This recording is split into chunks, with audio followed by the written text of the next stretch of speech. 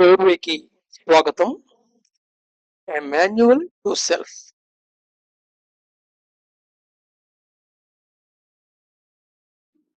Awareness యొక్క primary practices తెలుసుకున్నాం. అసలు అవేర్నెస్ పెరగటం వల్ల మైండ్ యొక్క ఫంక్షనాలిటీలో ఎలాగ మార్పులు చోటు చేసుకుంటాయి అనే విషయం గురించి పూర్తి అవగాహన తెచ్చుకోవడానికి ప్రయత్నం చేద్దాం.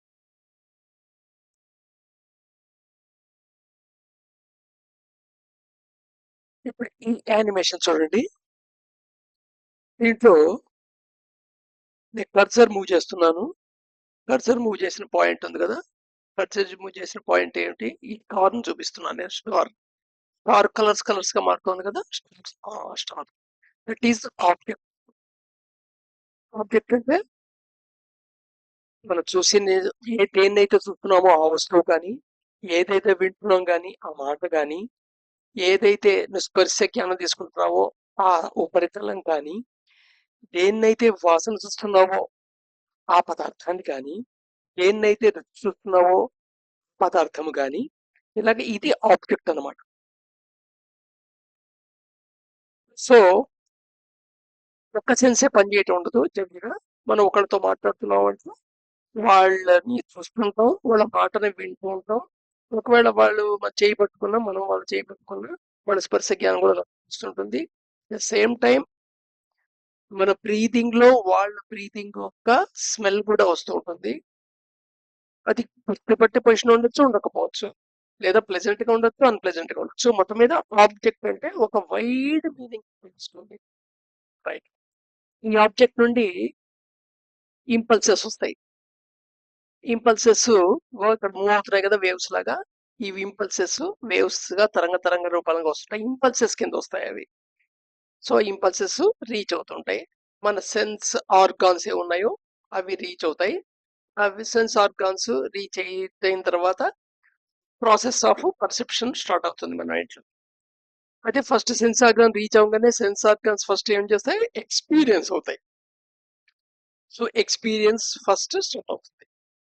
ఎప్పుడైతే ఈ వచ్చిన ఇన్ఫర్మేషన్ ని పర్సీవ్ చేస్తుందో, ఇంటర్ప్రిటేషన్ చేస్తుందో, అనాలిసిస్ చేస్తుందో, అట్ ద సేమ్ టైం ఈ టైంలో నీ మైండ్ కూడా ఈ ఆబ్జెక్ట్ ఒక ఇంపల్స్ కి రెస్పాన్సెస్ ఇస్తుంది. అదేమిటయ్యా అంటే ఇదనమాట. ఈ రెడ్ ఇచ్చాం కదా, red part, that what we called as a thought అంటాం మనం దాన్ని.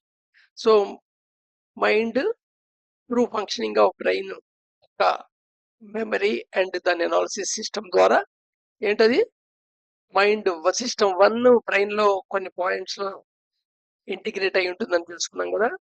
కార్టెక్స్ రీజియన్ లో ఐ సెంటర్, మెగ్డలాస్ రీజన్ లో ఈ సెంటర్, ఎస్ సెంటర్, మోటరీ రీజన్ లో ఎం సెంటర్. సో ఈ థాట్ వస్తుంది కదా, ఈ థాట్ ను కూడా నువ్వు ఎక్స్పీరియన్స్ అవుతావు. ఈ ఆబ్జెక్ట్ పర్సన్ ఇంపల్స్ ని నువ్వు ఆబ్జెక్ట్ ఎక్స్పీరియన్స్ అంటావు. నీ థాట్ ని నువ్వు ఎక్స్పీరియన్స్ అవటాన్ని ఏమంటావు అంటే సబ్జెక్ట్ ఎక్స్పీరియన్స్ అంటావు. ఈ పదాలని చాలా స్పష్టంగా అర్థం చేసుకోండి. మనం ఎప్పుడు ఒక్కటే ఉండదు. మనం ఆబ్జెక్ట్ ఎక్స్పీరియన్స్ అవుతుంటాం, సబ్జెక్ట్ ఎక్స్పీరియన్స్ అవుతాం. సబ్జెక్ట్ ఎక్స్పీరియన్స్ అంటే ఆ రెస్పాన్స్ గా ఆబ్జెక్ట్ ఒక ఇంపల్స్ కి రెస్పాన్స్ గా నీకు జనరేట్ అవుతున్న థాట్. అది థాట్ అవ్వచ్చు, ఐడియా అవ్వచ్చు, ఒపీనియన్ అవ్వచ్చు, ఎక్స్పెక్టేషన్ అవ్వచ్చు. దాని యొక్క నేచరు అండ్ ట్రెండ్ బట్టి దానికి పేర్లు పెడతావు. ఐడియా అంటావు, లేదా సింపుల్ థాట్ అంటావు, లేకపోతే ఎక్స్పెక్టేషన్ అంటావు, లేదా ఎజంప్షన్ అంటావు, ప్రిడిక్షన్ అంటావు, ఇమాజినేషన్ అంటావు. సో ఏదైనా థాటే. సో మైండ్ ఇస్తున్న రెస్పాన్స్ ఏదైతే దీనికి రెస్పాన్స్ ఇస్తుందో ఆబ్జెక్ట్ ఇంపల్స్ కి, ఆ ఇంపల్స్ చూస్తుంది. అయితే నువ్వు ఈ రెండిటిని ఒకేసారి సైమల్టేనియస్ గా చూడలేవు. ప్యారలల్ ప్రాసెసింగ్ యూనిట్ లేదండి. సో ఏమయ్యవుతున్నాయా అంటే ఇంటర్మీడియట్ గా చేస్తాం అనమాట. అంటే సెకండ్ లో చాలా చిన్న భాగం, అంతలో ఆబ్జెక్టివ్ సెన్స్ తీసుకుంటావు, మైండ్ సెన్స్ తీసుకుంటావు, ఆబ్జెక్టివ్ సెన్స్ తీసుకుంటావు, మైండ్ సెన్స్ తీసుకుంటూ ఉంటావు. సో దేర్ ఫోర్ నీ యొక్క అవేర్నెస్ డిస్ట్రిబ్యూట్ అవుతుంది. ఏ రెండింటి మధ్య డిస్ట్రిబ్యూట్ అవుతుంది? ఆబ్జెక్ట్ ఇంపల్స్ ని ఎక్స్పీరియన్స్ అవటంలో, నీ మెథడ్ నుంచి ఇస్తున్న థాట్స్ ని ఎక్స్పీరియన్స్ అవటంలో. సో ఈ రెండు ఎక్స్పీరియన్స్ నువ్వు ఆల్టర్నేటివ్ గా అవుతుంటావు, ఇదైతే అవుతుంటావు, ఇదైతే అవుతుంటావు. సపోజ్ నువ్వు ఆబ్జెక్ట్ ఇంపల్స్ కి వేయావు అనుకో, దానికి అటాక్ చేయాలనుకో, అది కొంచెం ఎక్కువసేపు దానికి ఇస్తావు. ఆ టైంలో మైండ్ నుండి వస్తున్న ఇంపల్స్ ని నువ్వు గుర్తించవు. అలానే లేవట్ రావట్లేదు నీకు, మైండ్ ఇంపల్స్ వస్తూనే ఉంటాయి. అలాగే నువ్వు మైండ్ ఇస్తున్న ఇంపల్స్ కనుక క్లింగ్ అయినట్టే, అటాచ్ అయినట్టయితే ఆబ్జెక్ట్ యొక్క ఇంపల్సెస్ నువ్వు అర్థం చేసుకోలేవు. ఎందుకని మనం ఏదైనా ఆలోచిస్తున్న టైంలో ఎదుర్కొంటూ చెప్తున్నాం, ఏదైనా ఆలోచిస్తూ ఎదుర్కొంటూ చూసినా చూసింది మొత్తం నీకు అటెన్షన్ పే చేయవు. సో అవేర్నెస్ ఆబ్జెక్ట్ యొక్క ఇంపల్స్ మీద ఫోకస్ చేస్తుందా, లేదా మైండ్ ఇంపల్స్ మీద ఫోకస్ చేస్తుందా, ఈ ఫోకస్ షిఫ్ట్ అవుతూ ఉంటుంది. ఇక్కడ ఈ ఆబ్జెక్ట్ అవేర్నెస్ ఎలా ఉంటుంది? అవేర్నెస్ స్టాటిక్ గా కాన్స్టెంట్ గా ఒక లెవెల్లో ఉంటుంది. అవేర్నెస్ వాల్యూ మాక్సిమం మినిమం కి పైకి కిందకి పైకి కిందకి ఆసిలేట్ అవుతూ ఉంటుంది. ఇక్కడ అటు ఇటు మూవ్ అవుతున్నప్పుడు డాట్ ఉంది కదా, ఆ డాట్ ఒక ఆసిలేషన్ అన్నమాట.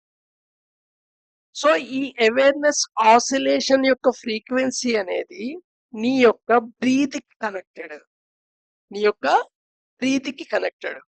అలాగే నెంబర్ ఆఫ్ థాట్స్ ఎన్ని జనరేట్ అవుతాయి అనేది కూడా నీ బ్రీత్ యొక్క రేట్ కి కనెక్టెడ్. సో అందుకని నీ బ్రీత్ కనుక పర్ మినిట్ కి న్యాచురల్ గా వెరీ స్లోగా ఉన్నట్టయితే అవేర్నెస్ ఎక్కువ ఉంటుంది. Shallow breathing, rapid breathing awareness తక్కువ ఉంటుంది. సో ఇక్కడ ఏంటంటే ఇంపల్సెస్ నీ బ్రీత్ రేట్ మీద ఆధారపడి నిమిషానికి కొన్ని ఇంపల్సెస్ చొప్పున థాట్స్ వస్తూ ఉంటాయి. బట్ కానీ నీ యొక్క అవేర్నెస్ లెవెల్ బట్టి అండ్ అవేర్నెస్ ఫోకస్ అయిన డిస్ట్రిబ్యూట్ అయిపోయింది కదా, డిస్ట్రిబ్యూట్ అవుతుంటుంది కదా ఫోకస్, ఏది ఆబ్జెక్టివ్ ఇంపల్స్ కి ఆటో థాట్స్ వస్తుంది, ఈ రెండు మధ్య డిస్ట్రిబ్యూట్ అవుతున్న టైం కి మీద ఆధారపడి నువ్వు ఎక్స్పీరియన్స్ అవుతుంటావు, రెండు ఎక్స్పీరియన్స్ అవుతుంటావు. సో నువ్వు ఎక్స్పీరియన్స్ అవుతుంది కేవలం ఆబ్జెక్ట్ కాదు, నీ యొక్క మైండ్ ఇస్తున్న రెస్పాన్స్ కూడా. సో ఈ రెండు కలిపి నువ్వు ఇంటర్ప్రిటేషన్ చేసుకుంటావు ఓవరాల్. అది దాని మీద ఫైనల్ నీ యాక్షన్ ఆధారపడి ఉంటుంది.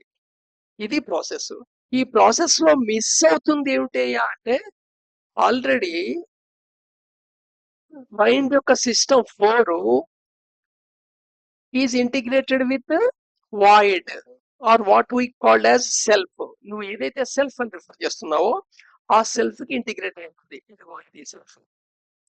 ఈ సెల్ఫ్ నుండి కూడా సిగ్నల్స్ వస్తుంటాయి, కానీ ఆ signals very very low intensity, చాలా సాఫ్ట్ స్పోకెన్.